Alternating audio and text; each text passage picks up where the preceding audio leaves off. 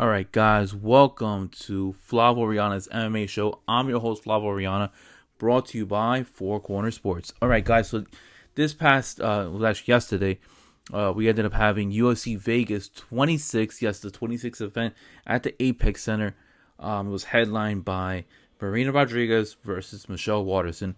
Unfortunately, the original main event was supposed to be TJ Dillashaw versus Corey Sandhagen. But that didn't happen because of the fact that during sparring, guys, yeah, you guys check it out, Four Corner Sports, the T. During sparring, Dillashaw ended up receiving a little bit of a gash in his eye, a cut that the Athletics Commission will not allow him to fight. So that fight will be rebooked at a later date. So the UFC, took honestly till like Monday or was it Sunday to make the announcement of Marina Rodriguez versus Michelle Waterson. Marina Rodriguez had some difficulty getting her visa, so she honestly had I want to say about like 48 hours to really like get any real training, and then after that was just like all cutting weight. But she looked phenomenal. It was a catch weight. It wasn't the typical straw weight, 115 pounds. It was a catch weight at 125 pounds. It was a flyweight main event, and last time that I think we saw Michelle Waterson, she was in a fight. She was in a main event fight with Angela Hill. By the way, that fight, Angela Hill versus Amanda Ribas, that ended up getting postponed because Amanda Ribas ended up testing positive for COVID-19. So I was very disappointed. I really wanted to see that fight because whenever Angela Hill does fight, it is very entertaining. She's going to apply that pressure. She's going to box with you. And she's going to use her Muay Thai stance to create distance, to pick you apart from the outside. And then when she's able to damage you, she'll lean inside and damage you in the body, get you in the clinch, get you in nasty positions where you're going to be receiving tons of blows. But it is not. It is this segment right now is not about Amanda Ribas versus Angela Hill. It's about Marina Rodriguez versus Michelle Waterson, and that fight was a good main event. All right. Would I say it was one of the best main events of this year so far? No, but it's in the good category. It isn't in the great category, but it was in the good category. Went all 5 rounds. Marina Rodriguez ended up winning. I personally had it 4 rounds to 1.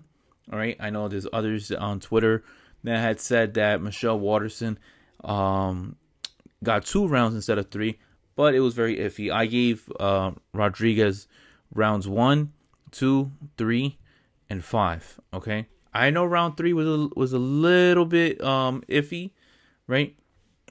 I just favored Rodriguez because she was throwing combinations. When she throws, she's not just throwing 1, 2. She's throwing about a good like 5, 6, 7 piece combinations where she is landing. That Muay Thai background in Marina Rodriguez does help out a good favor. I mean, she had excellent takedown defense. She was only taken down once, and that was in the 4th round. And then when she got taken down, I think she kind of accepted it. The same thing had happened when she fought Amanda Ribas, when Marina Rodriguez fought Amanda Ribas on the January pay-per-view card. That was main evented by McGregor versus Poirier. Amanda Ribas in that 1st round ended up taking her down, and it just felt like the same deja vu that Rodriguez ended up accepting the takedown and just didn't have any drive on trying to get up. But in that 4th round, Waterson ended up, doing a lot of damage, tiring her out. It seemed like she was going to be fatigued in that 5th round, but I was sadly mistaken. After Waterson ended up kicking Rodriguez in the face, swelling up her cheekbone. All right, I don't know if she broke anything around there, but it looked something like this. Like a ball like that, like as if you're trying to stick out your tongue. That was on Marina Rodriguez's face. After that hit, it just felt like Marina Rodriguez just became stronger, angrier, and was inclined on trying to get the finish, even though she was up by plenty of rounds. So what's going to happen next for both these ladies? Well, there's no significant impact, that the fact that Waterson ended up taking a loss. Honestly, Waterson taking a loss, she looked impressive. That she's naturally just a small strawweight. So imagine her being a flyweight at 125 pounds. She looked really good, honestly, for somebody, a short notice fight, and this is on both of them, cutting down to 125 pounds. Waterson looked pretty decent. So Waterson, in my opinion, her stock does not fall whatsoever. So for Michelle Waterson, I highly do believe that She's still going to fight somebody within close to her rankings, all right? I really do believe that the UFC can sell off Michelle Waterson. Since she's not a very active fighter, she probably fights about once or twice a year. I could possibly see Michelle Waterson fighting maybe one more time at the end of the year against Nina Nunes, who was once at one point Nina Ansaroff. But, Nina Nunes, a new mom. I can't imagine that she's going to try to be as active as she once was. I kind of see that happening, at the ending of the year, somewhere around like the November, December mark. I think that that'll be an excellent fight. The UFC can sell that mom versus mom, the karate hottie, trying to defend her, crown as being, the baddest mom in the strawweight division against Nina Nunes, who is a brand new mom, all right, a new mother, and she's trying to take the crown of Michelle Waterson. I can see the UFC is trying to do something like that. I kind of like that idea of them fighting one another. Plus, stylistically, Michelle Waterson likes to kick.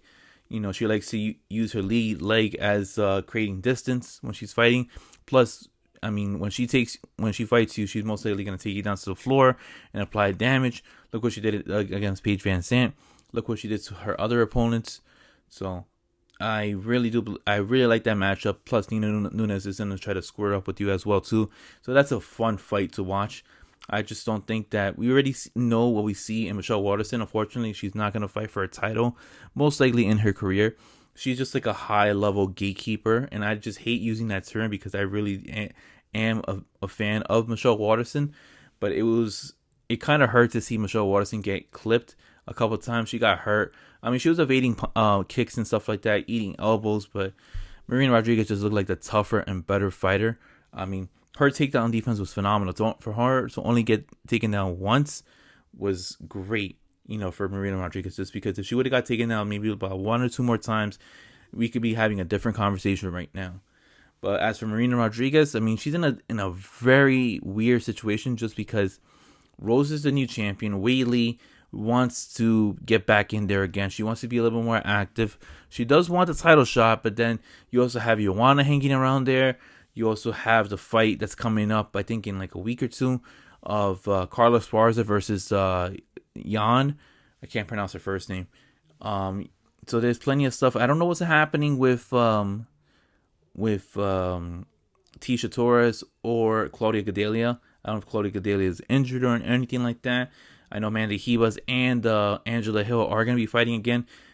I can't imagine what's it called? The UFC going to try to book Mackenzie Dern and Marina Rodriguez as their next possible fight. I think they're going to try to save that for some time later on, considering that both these ladies are Brazilian fighters.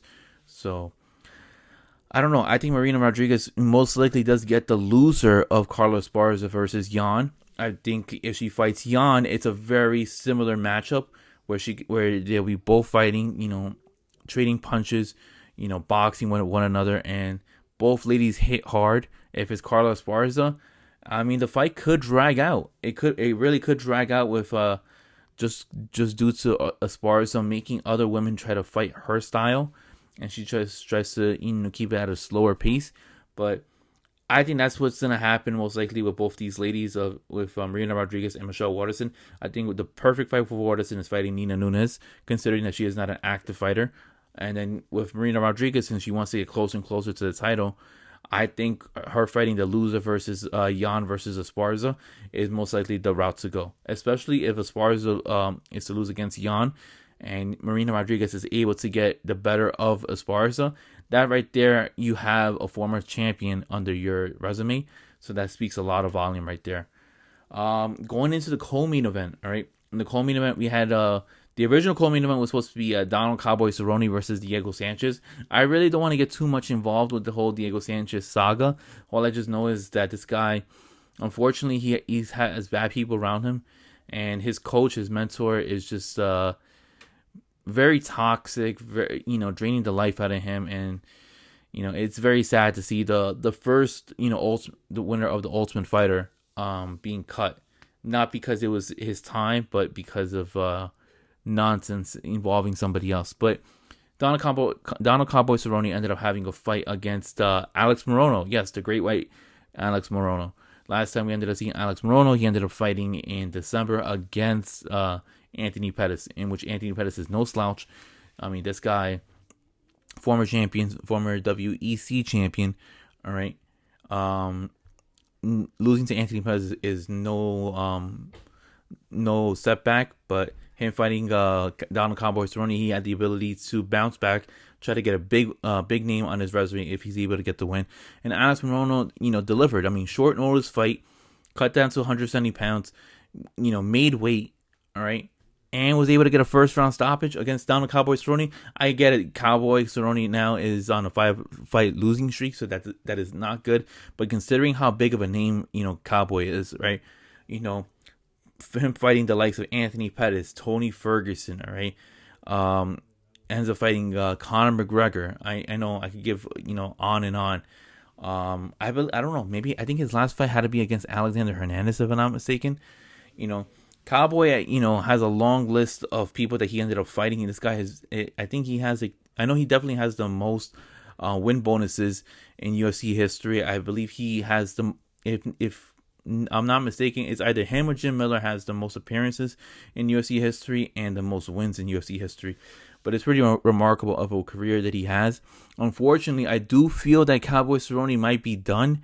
I don't want to, say that this fighter should be hanging it up, but 5 losses in a row says a lot. I mean, lost to Tony Ferguson, which was a brutal fight. Lost to Pettis. All right, lost to Conor inside of a round. Now, you had a draw between Nico Price, and I don't know. I felt like he would have definitely been able to beat up on Diego Sanchez, but him fighting a younger fighter in Alex Morono, it just seemed like his body is like cauliflowered, absorbing so many punches, absorbing so many hits, absorbing so many kicks to the body. Eventually that ended up wearing down, and the punch that Morono ended up landing on Cowboy Cerrone definitely hurt him. It staggered him, and it was just the beginning of the end. So it was a great win by Alex Morono. I'm very happy to see him to get the progression.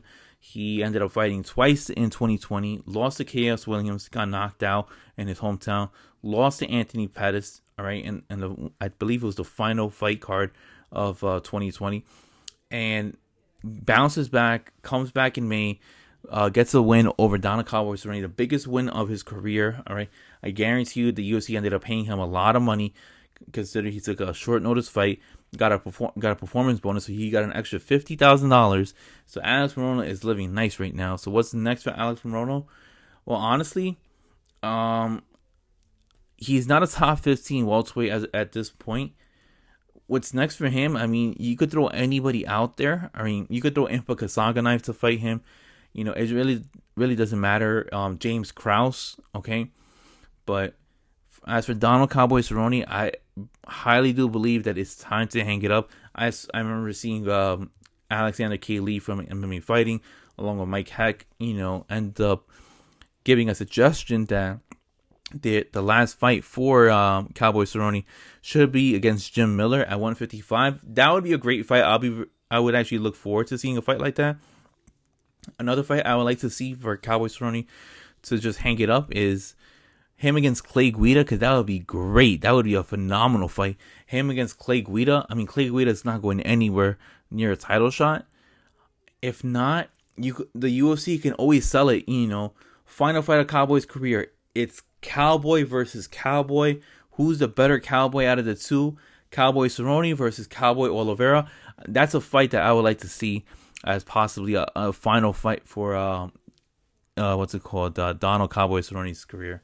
So that's the direction that we're going to go with. It could go either Jim Miller versus Cerrone. You can have, Cowboy Oliveira versus Donald Cerrone. Or what I ended up mentioning before. All good fights. All fights that, that the viewing public could, wanting to see. You could put that on like a feature prelim on a pay-per-view, or you could put that on a main card on a fight card. It works. It definitely does work. All right, guys. And then we also had Jeff Neal versus Neil Magny. Neil Magny ended up getting the better of Jeff Neal. It sucks for Jeff Neal has two losses in a row against two high level welterweights. One against Wonderboy, the other one against Neil Magny.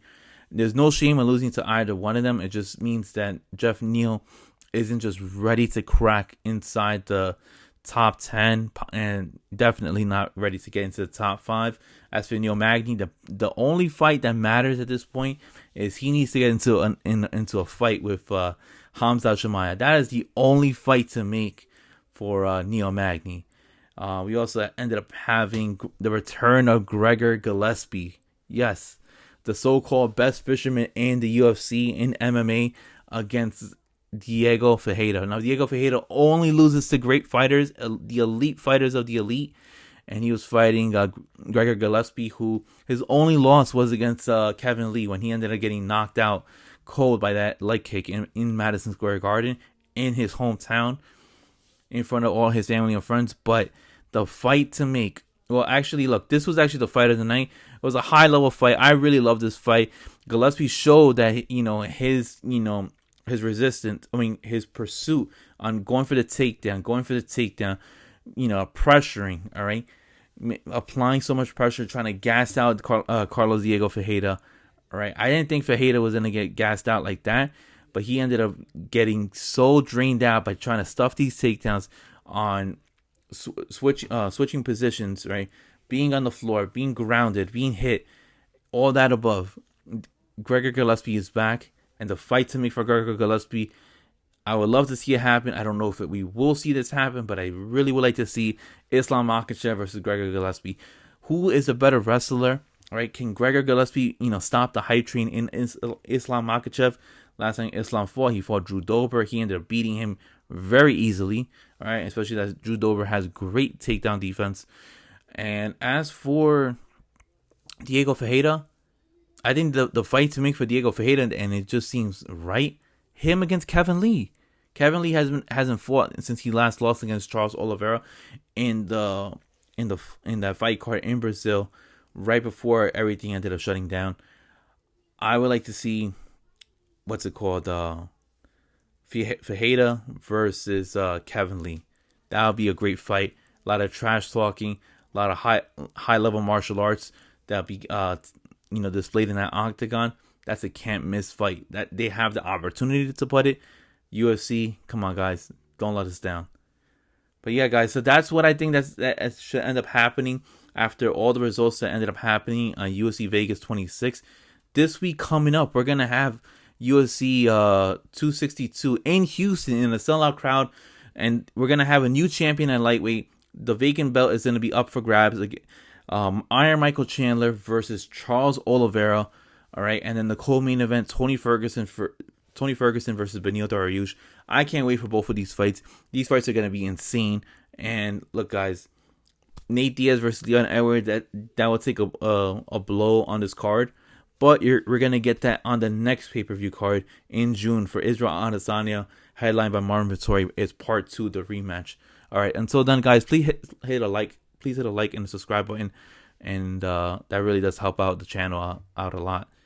Until then, guys, I'll see you guys later, and thank you for tuning into Flavio Orellana's MMA show. I'm your host, Flavio Orellana, and peace, guys, and I'll see you guys later. See ya.